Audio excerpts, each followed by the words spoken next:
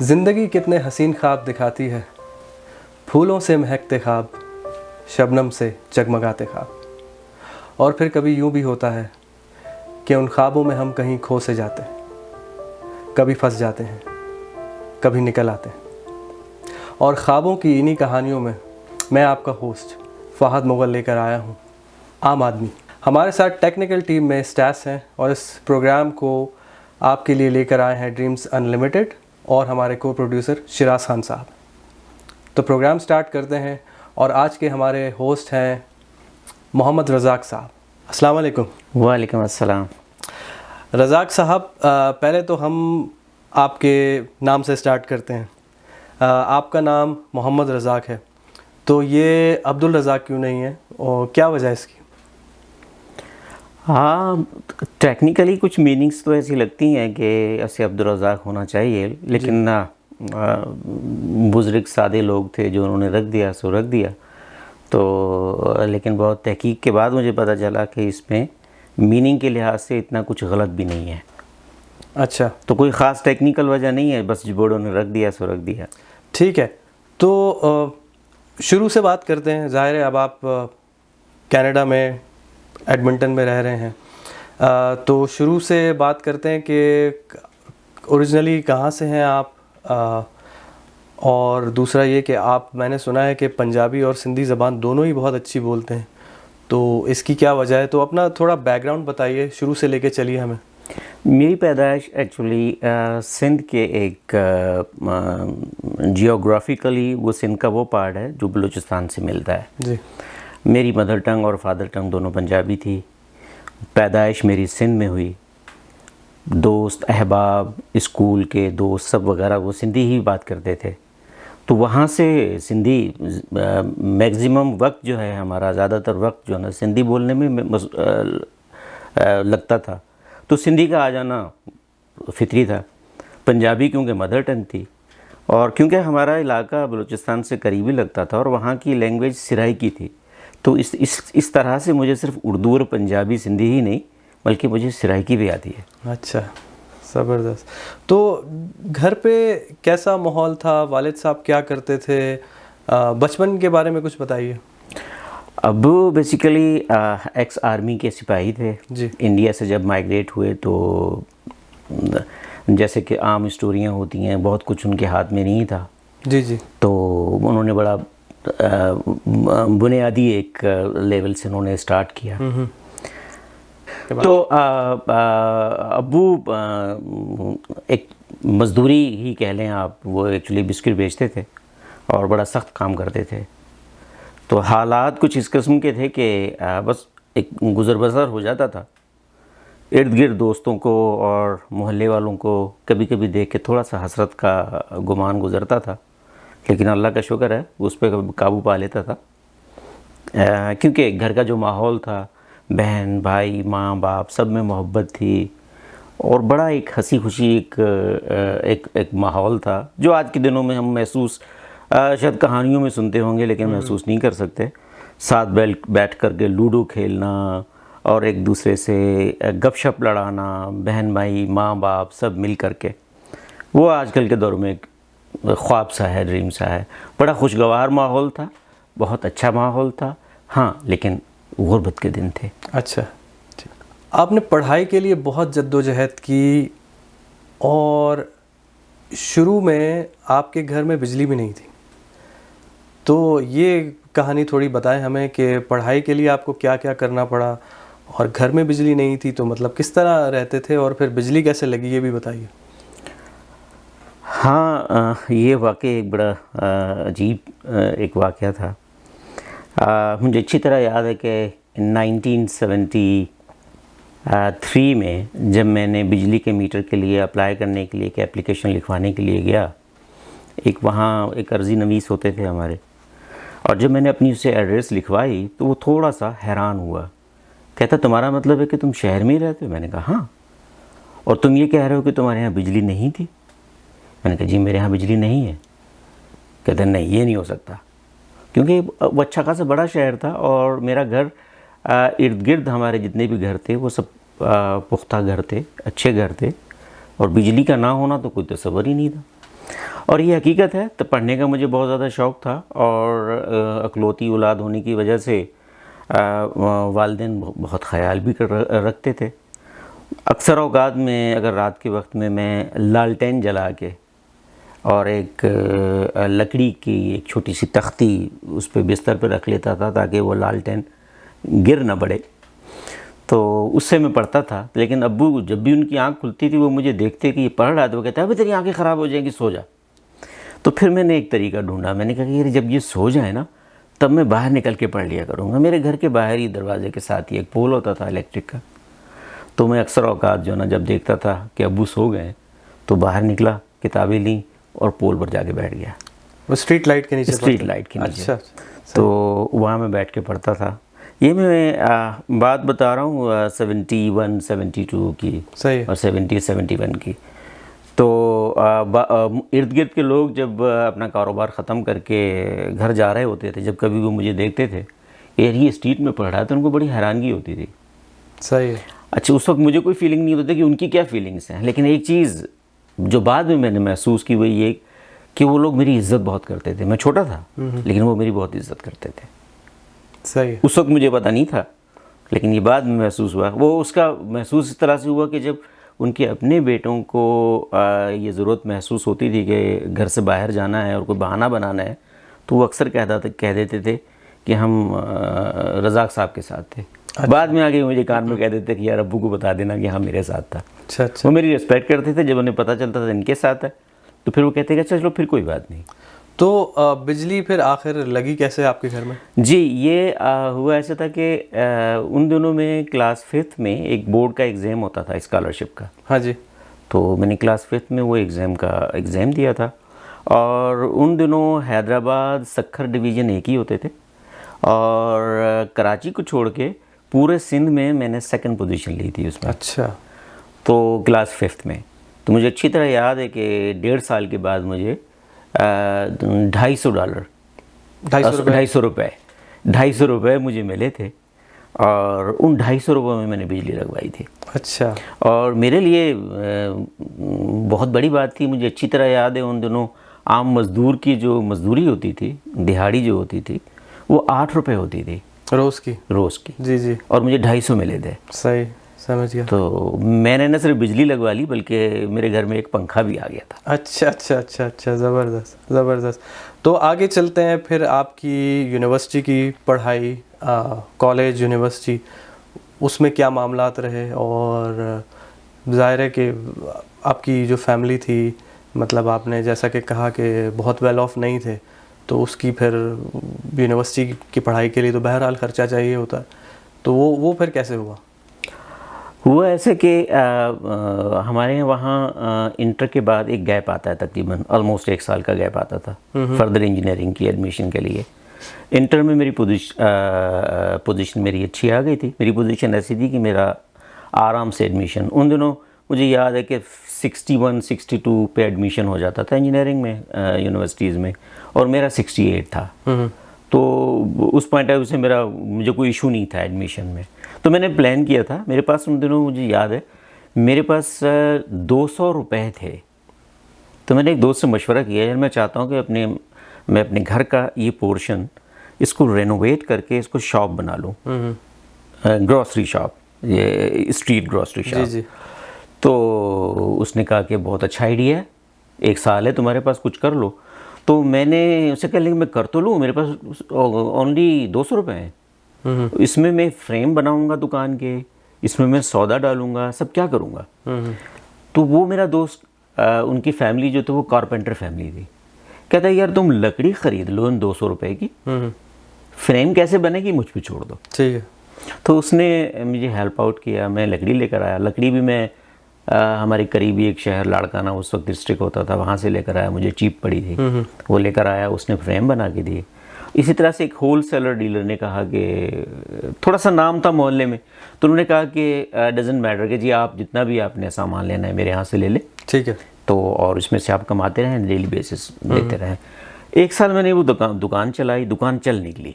ठीक है। दुकान चल निकलने से मेरा क्योंकि एडमिशन हो गया था वहाँ, तो मैंने वो दुकान रेंट पे दी। ठीक है। चलती हुई दुकान रेंट पे देने से मुझे अच्छे खासे पैसे मिल गए। ठीक है। जब मुझे दुकान का सामान और 1 साल का एडवांस, वो सारी चीज़ें इतनी थी कि न सिर्फ मुझे एडमिशन मिल गया बल्कि मेरे पास 15,000 रुपए थे। अच्छा। 15,000 रुपए थे। सही है। उन 15,000 को मैंने फिर आगे इन्वेस्ट किया। मेरे बहनों ही वहाँ देहात में होते थे, मुकाते पे ज़मीन ली और 2 सालों में अंदर वो 15,000 मेरे 33,000 हो गए थे। ठीक है। मीनवाइल कुछ वो दुकान से मुझे रेंट आ जाता था। सही है। थोड़े बहुत मुझे पापा देते थे और मुझे अच्छी तरह याद है कि पापा की भी वो सेक्रिफिकेशन थी, उनकी कुर्बानी थी कि उन्होंने अपनी सिगरेट छोड़ दी थी। अच्छा। मैंने कहा पापा आप तो सिगरेट इतना पीते थे, ओ यार अभी तुम्हें भी तो पैसे भेजने होते हैं ना। सही उन्होंने है। अपनी सिगरेट छोड़ दी थी। अच्छा। कराची में फिर मैं कुछ ट्यूशन भी पढ़ाता था। सही है। तो बज़ाहिर तो मुझे कहीं से कोई बाकायदा कोई इनकम का वो नहीं था, लेकिन इसके बावजूद मैं बड़ा अच्छे तरीके से रहता था क्योंकि मुझे एक दुकान का रेंट आ जाता था। फिर मैं ट्यूशन पढ़ाता था, वो आ जाता था। अब्बू भी मुझे पैसे भेज देते थे। सही है। तो मैं बड़े अच्छे तरीके से। सही है। तो मतलब उन पैसों से आपकी यूनिवर्सिटी की फ़ीस भी हो गई, वहाँ पे आपके खर्चे के भी सारे मामलात हो गए और पढ़ाई आपकी अच्छी तरीके से हो गई। सही है। पढ़ाई आपकी ख़त्म हुई तो अब मुलाजमत, जॉब? जी, वो मुझे याद है कि 1986 क्लास में दिसंबर में मैंने ग्रेजुएशन किया। ग्रेजुएशन के बाद मुझे बड़ा अजीब सा लगा कि क्योंकि मेरे पेरेंट्स पढ़े लिखे नहीं थे। हाँ जी। वो उनको ये गुमान था कि बेटा अब इंजीनियर बन गया, बस अब तो दिन फिर गए, अब तो बस पता नहीं क्या हो जाएगा। मैं उनकी ये उम्मीद तोड़ना नहीं चाहता था। सही है। तो मैंने उनसे, मुझे जॉब नहीं मिली थी, जैसे ही मेरी इंजीनियरिंग क्लियर हुई, यानी एग्ज़ाम क्लियर हुआ, अभी रिज़ल्ट भी नहीं आया था। ठीक है। तो मैंने घर पे कह दिया, झूठ कह दिया कि मुझे जॉब मिल गई है। अच्छा। लेकिन मैं परेशान था कि मैं मैनेज कैसे करूँगा। और जब तक मेरा रिज़ल्ट आया, जनवरी में मेरा रिज़ल्ट आया, और इससे पहले क्योंकि प्रोविजनल सर्टिफिकेट पे आप अप्लाई कर सकते थे। जी हाँ। उससे पहले मेरे पास 2 जॉब ऑफ़र थी अल्हम्दुलिल्लाह। अच्छा। सही है। तो मैंने वो एक उसमें हैदराबाद की एक जॉब ऑफ़र स्टेट सीमेंट की अवेल की। इस दौरान मैंने थोड़ी सी तैयारी की, फेडरल पब्लिक सर्विस कमीशन का एग्ज़ाम दिया। एग्ज़ाम देने के बाद डायरेक्ट में उन दिनों TNT होती थी, आजकल PTCL है। जी जी। उसको मैंने ज्वाइन कर लिया। 1990 में मैंने PTCL को ज्वाइन किया। इससे पहले जब मैंने स्टेट सीमेंट से फिर मैं एक प्राइवेट कंपनी में मैंने स्विच किया। इस दौरान बाबा की डेथ हो गई। अच्छा अच्छा। वो एक ऐसा शौक़ था, एक ऐसा लम्हा था जब मैं समझ रहा था कि हालात ठीक होने जा रहे हैं, अचानक जो है वो फिर से मेरी ज़िंदगी मुझे लगी कि फिर मेरी कश्ती तूफ़ानों में है। मुझे अपना आप भी पालना होता था कराची में जी, और रेंट देना, घर का ख़र्चा। और मुझे अच्छी तरह याद है मेरी टोटल उन दिनों जो 88 की बात कर रहा हूँ, मेरी जो सैलरी थी वो 3300 थी। ठीक है। 3300 में मैं ख़ुद को भी चलाता था, अपने घर भी भेजता था। सही है। तो खुद ही मैं आके पकाता था। बड़ी टफ़ लाइफ थी। खाना पकाना, सुबह के कपड़े इस्त्री करना, कपड़े धोना, सब करते हुए मुझे रात के 10-11 बज जाते थे। और सुबह 4 बजे फिर मुझे वो बस लेने आती थी क्योंकि वो हब चौकी कराची से 1 घंटे की ड्राइव थी जी। तो वहाँ जाना होता था। तो बड़ा टफ़ पीरियड गुजरा वो। सही है। तो फिर पब्लिक सर्विस की जब आपने तैयारी की तो वहाँ फिर PTCL में जॉब मिली आपको? जी हाँ, PTCL में आया। तो PTCL के भी जब मैं यहाँ आया तो मुझे कुछ गुमान तो था, लेकिन यहाँ इस कदर मसाइल होंगे वो मुझे अंदाज़ा नहीं था। यहाँ एक रिश्वत का एक अजीब सा सिलसिला था। कराची में?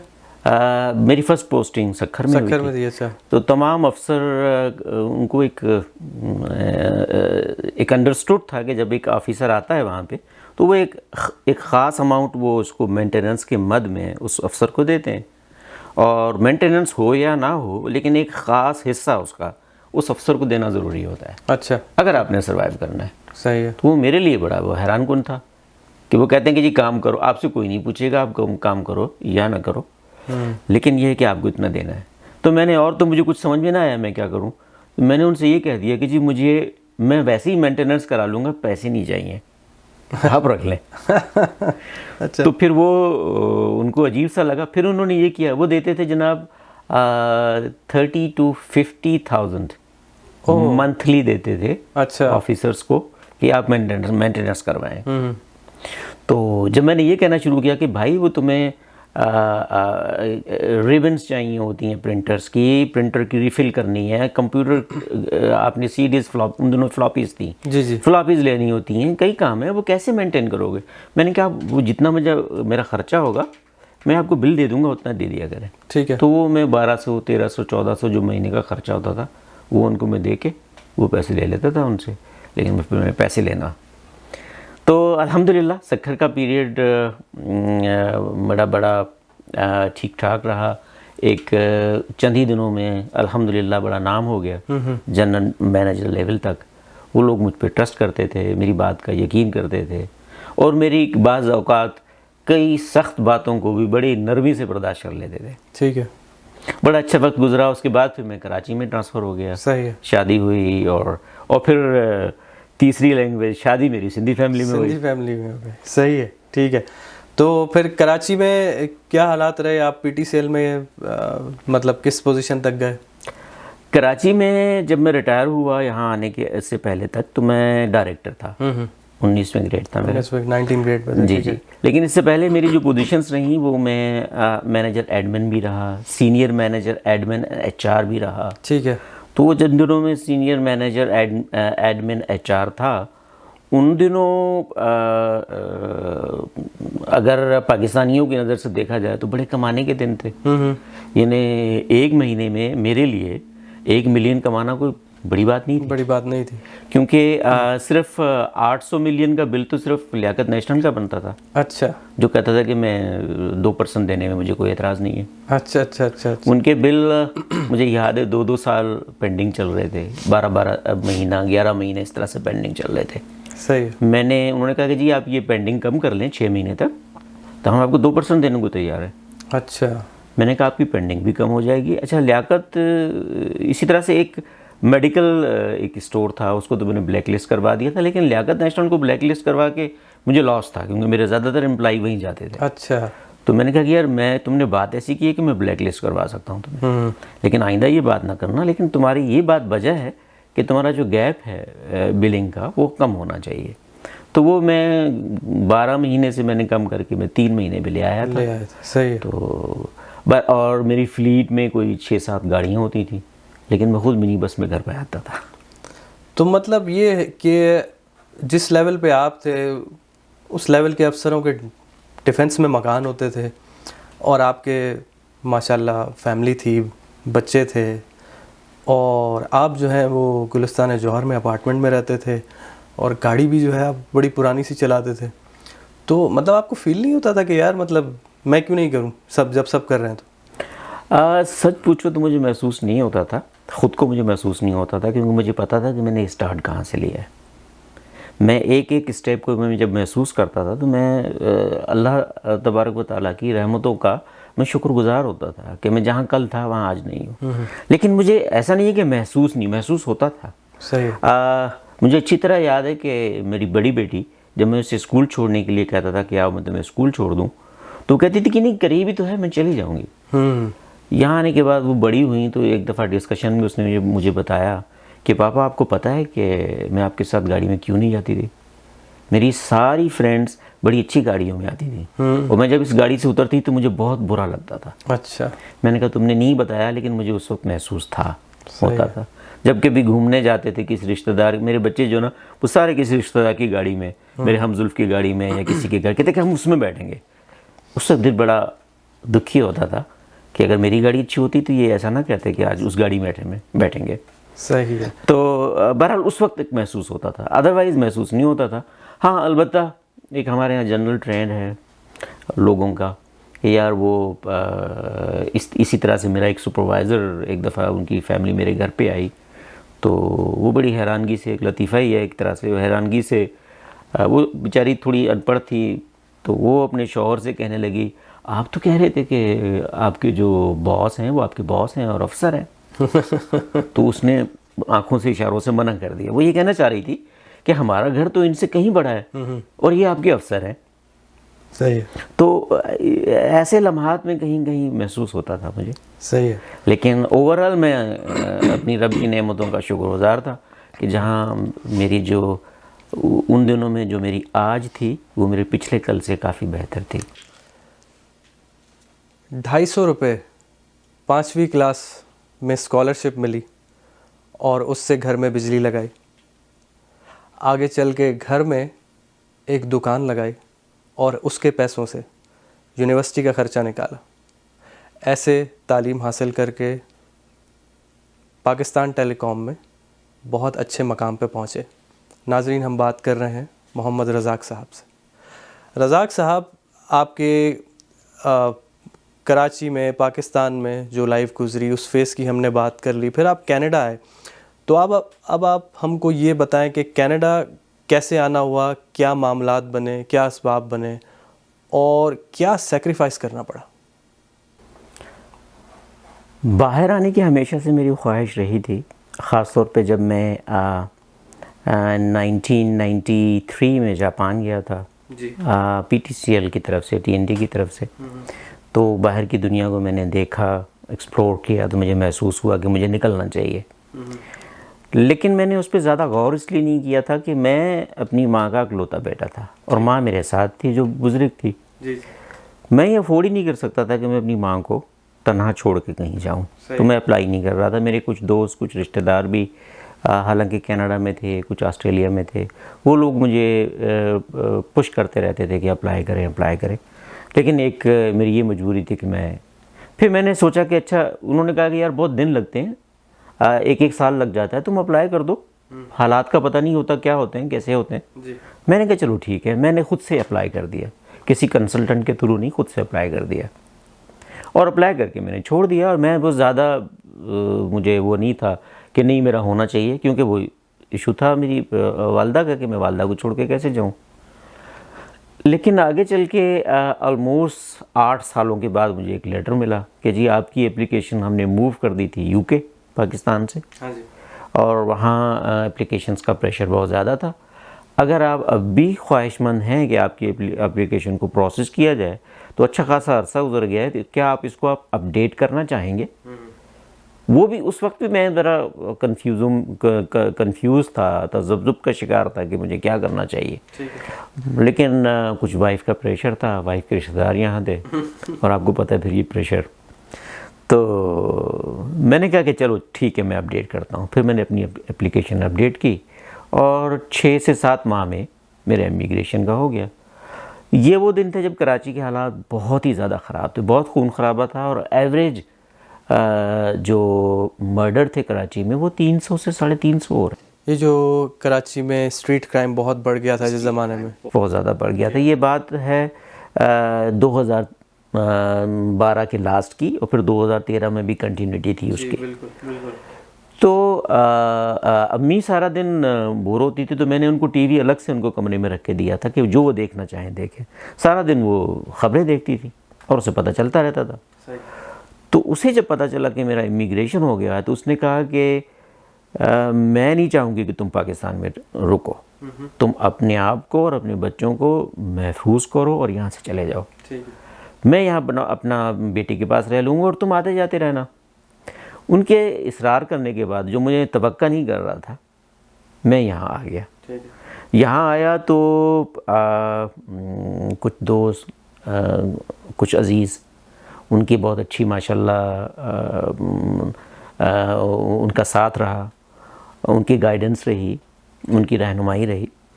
तो यहाँ आने के बाद मैंने ख़ुद को अपग्रेड किया इंजीनियरिंग के हवाले से। इंस्ट्रूमेंटेशन पर मैंने कोर्स किया। लेकिन ये बदकिस्मती कि 2015 में ऑयल मार्केट बैठने से ओवरऑल अल्बर्टा का उनकी सूरत हाल बड़ी ख़राब हो गई थी। तो बदकिस्मती से मुझे वो जॉब तो ना मिल सकी। लेकिन बहरहाल मैंने सफ़र रोका नहीं, मुझे जो मिला मैंने किया। मैंने वॉलमार्ट में काम भी किया और आजकल सिक्योरिटी में कर रहा हूँ। और मैं रेस्ट का बहुत ज़्यादा कायल नहीं होता उम्र के इस हिस्से में भी, अल्हम्दुलिल्लाह, क्योंकि मुझे लगता है कि जो एक्टिव 2-4 साल ज़िंदगी के रह गए हैं उसे सही तरीके से यूज़ किया जाए। काम करता हूँ और ख़ुशी की बात यह है, कतई नज़र इसके कि मैंने क्या खोया क्या पाया, खुशी की बात यह है कि मेरे बच्चे, उनको जब मैं देखता हूँ तो जहाँ वो आज हैं, इस उम्र में हैं, मैं इस उम्र में आके भी महसूस नहीं करता कि मैं अब वहाँ पे हूँ। वो कहने का मतलब है कि वो बहुत बेहतर है। उनको देख के, और हमारा सरमाया तो औलाद ही है।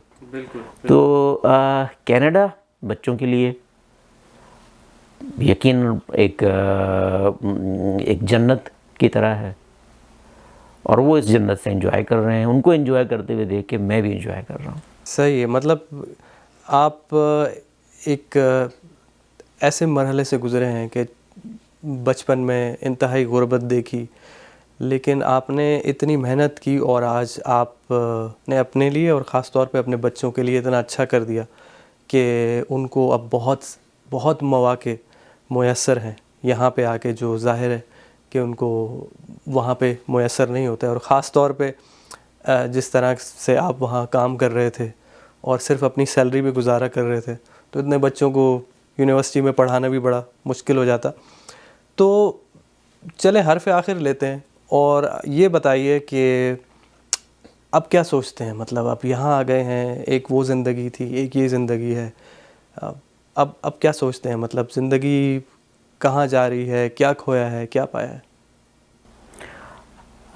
जैसे मैंने पहले कहा कि हमारा सरमाया हमारी औलाद है जी। अगर वो किसी अच्छे मकाम पे है तो हमने तो पाया ही पाया है। बिल्कुल। रहा यह है कि हमने अपनी ज़िंदगी में ख़ुद कितनी राहतें ली, तो मेरा ये ज़ाती ये ख़्याल है कि वो इतना बहुत ज़्यादा वर्थ नहीं रखता कि हमने कितनी राहतें ली।